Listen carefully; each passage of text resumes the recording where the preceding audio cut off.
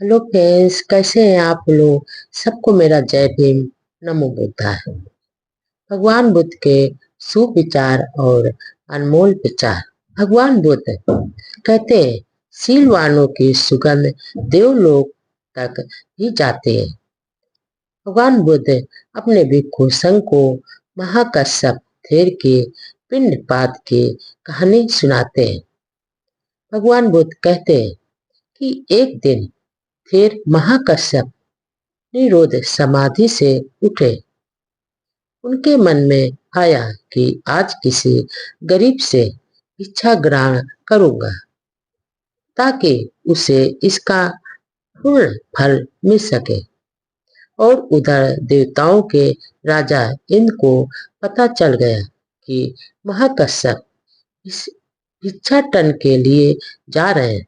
उसने भी महसूस किया कि बुद्ध काल में उसने अभी तक किसी भिक्षु को भिक्षा दान नहीं किया। अतः इंद्र ने उसने सोचा कि वह इस वीर को भोजन दान देकर पुण्य कमाएगा। अतः शक्र और उसकी पत्नी सुजाता ने एक गरीब जुलाहे का रूप ले लिया और गरीबों के मोहल्ले में आकर रहने लगे। वहां पर महाकश्यप भिक्षाटन करते हुए शक्र की झोपड़ी के सामने पहुंच गए।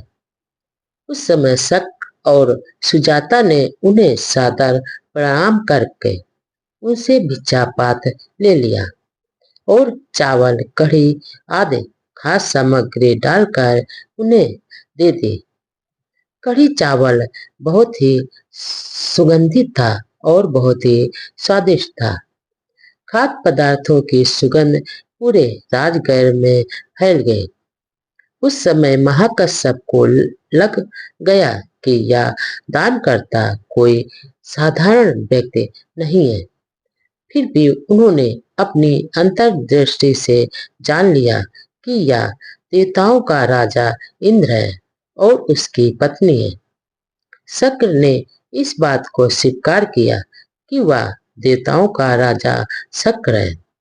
उसने यह भी स्पष्ट किया कि उसे आज तक सुअवसर दान पुण्य करने का शुभ अवसर नहीं मिला था, इसलिए कि वह बुद्ध काल में किसी भिक्षु को भिक्षा दे सके। उसने कहा, मैं दान करके पुण्य कमाना चाहता था, इसलिए मेरी पुण्य कमाने की इच्छा थी, अतः मैंने ऐसा इसलिए किया है। फिर महाकश्यप को अपनी पूरी श्रद्धा के साथ प्रणाम करके इंद्र और सुजाता अंतर्ध्यान हो गए। आगे तथागत बुद्ध भगवान विहार में विराजमान थे। बुद्ध भगवान ने यह सब देखा और भिक्षुओं को इस बारे में बताया कि भिक्षुगण को आश्चर्य हुआ कि इंद्र को किस प्रकार पता चल गया कि महाकश्यप अभी भी निरोध समाधि से उठे हैं और वो भिक्षाटन करने के लिए जा रहे हैं और यही अवसर उसके लिए सर्वश्रेष्ठ है जब वह भिक्षा दान दे सकता है।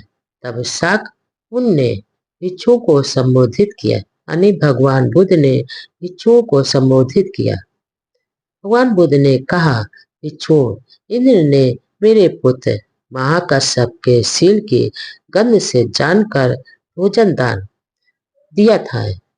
टगर और चंदन से आने वाली गंध थोड़ी ही होती है, पर शीलवान पुरुषों के शील की गंध और सुगंध देवलोक में भी जाती है।